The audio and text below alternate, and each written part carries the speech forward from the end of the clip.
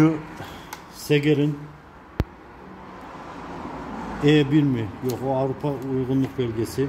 Ha, şu seri PV1Q5JT3 veya neyse 660B O12, bu serinin kalın ses ve ince ses 2 adet. Kornasının denemesini yapacağız, ses denemesini.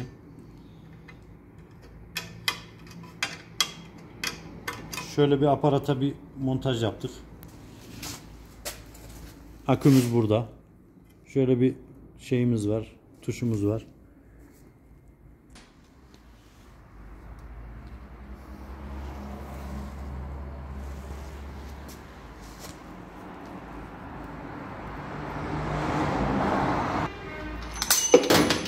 Burada ben bunu kendi arabama takmak için aldım ama arabaya takmadan önce bir sesini duymak istedim.